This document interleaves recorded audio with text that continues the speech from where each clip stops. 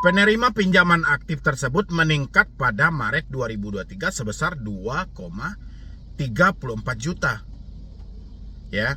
Namun kalau dibandingkan April, penerima pinjaman aktif di DKI Jakarta itu merosot dari sebelumnya 2,67 juta menjadi mana dia?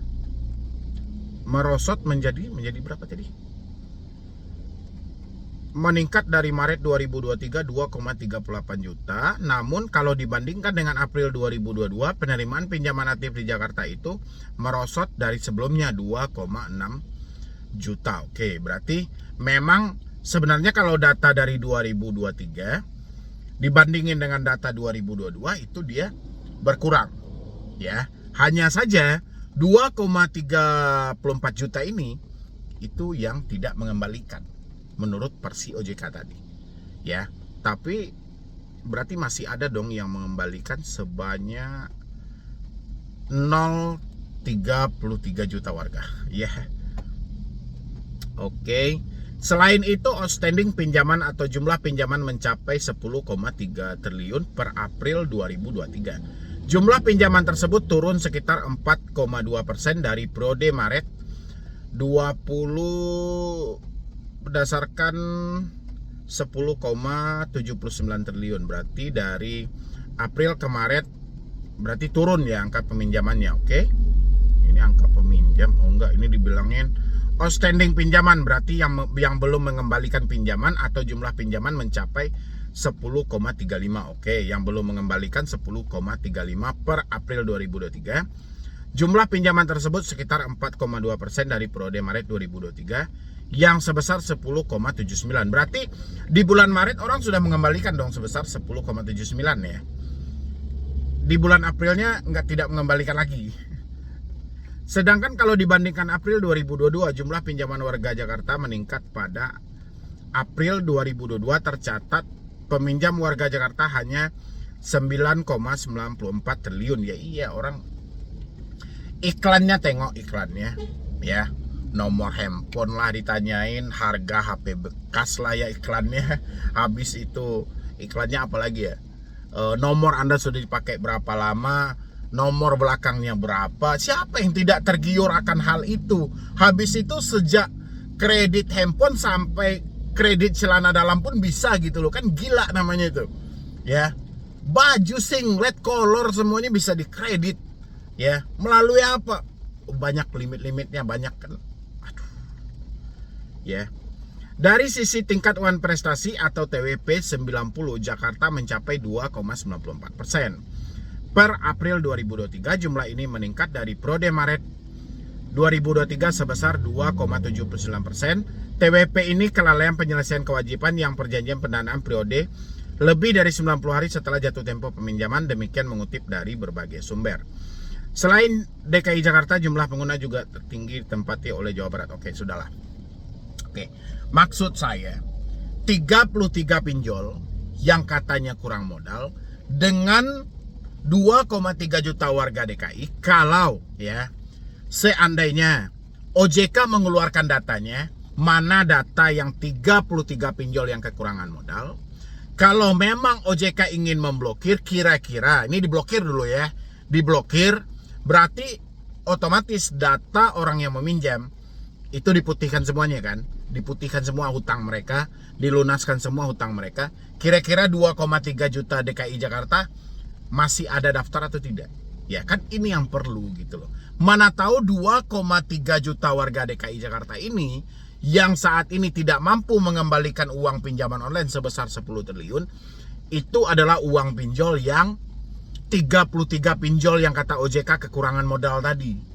Ya, mana tahu si pinjol ini karena kekurangan modal menerapkan bunga yang sangat tinggi. Kan OJK nggak pernah mengkaji di lapangan.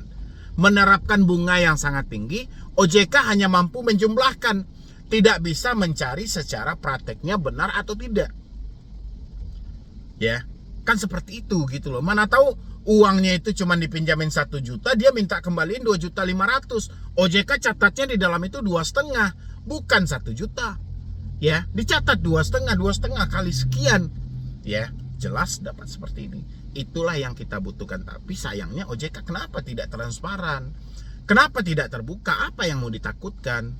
Ya, kalau memang ada 33 pinjol mau dicabut izinnya, ya, atau mereka sudah tidak layak lagi beroperasi dengan tidak terpenuhinya ekuitas yang diminta oleh OJK, itu keluarin aja datanya. Biar mana tahu 2,3 juta warga Jakarta ini bisa melihat juga dia terjebak di pinjol mana nih. Ya. Dia di Jawa Barat juga seperti itu, dia juga bisa melihat dia terjebak di pinjol mana. Jangan-jangan ada 33 pinjol ini. Ya. Karena selain dari pola penagihan, bunga yang tinggi itu juga dikeluhkan. Ini harus dikaji lagi ke lapangan. Tapi OJK sayangnya tidak terbuka ya. Dan saya sih berharapnya terbuka biar data ini jelas gitu loh. Soalnya 2,3 juta warga Jakarta, habis itu disusul dengan Jawa Barat ya, Jawa Barat dengan Jawa Timur. Jawa Barat sebesar mana nih? April DKI, selain DKI Jakarta, jumlah pengguna pinjol tertinggi di Jawa ditepati Jawa Barat, jumlah penggunanya pinjol mencapai 4,68. 4,6 ditambah dengan 2,3 berarti 6,8 juta ya, itu antara DKI dengan Jakarta. Habis itu oke, kita ada lagi nggak ini ya? Biasanya dia ada perbandingan ini. Ditambah lagi dengan Jawa Timur. Disusul Jawa Timur tercatat jumlah pinjaman mencapai 6,23 triliun.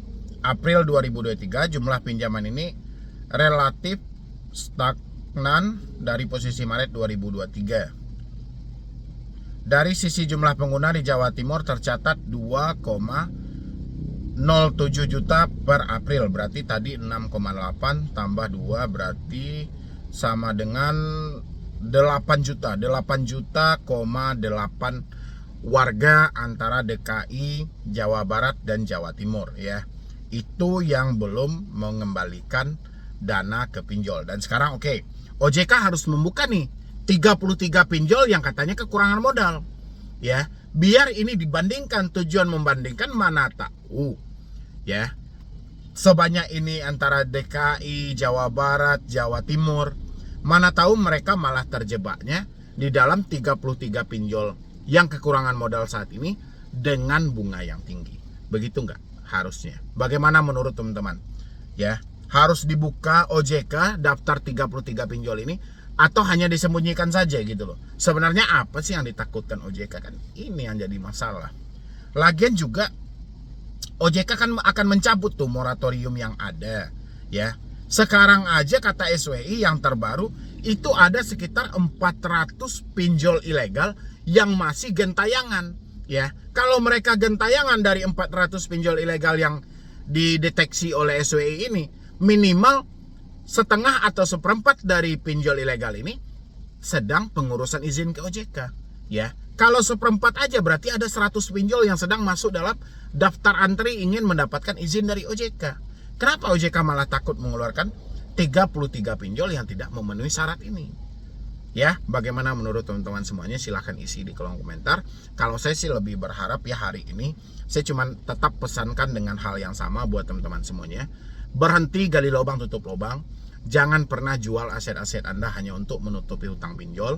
Dan jangan pernah meminjam sama tetangga, sama teman, sama orang tua kalau untuk menyelesaikan hutang pinjol. Karena sampai detik ini tidak ada jaminan data Anda akan aman.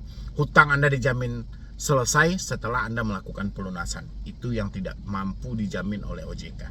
Nyatanya masih banyak orang-orang yang sudah menyelesaikan, yang sudah melunasi, kenyataannya tidak bisa lunas dan tidak bisa selesai. Ya, dikembaliin ke diri Anda. Yang penting jangan gali lubang tutup lubang. Gak ada masalah Anda gagal bayar, gak ada masalah Anda berhenti bayar daripada gali lubang tutup lubang.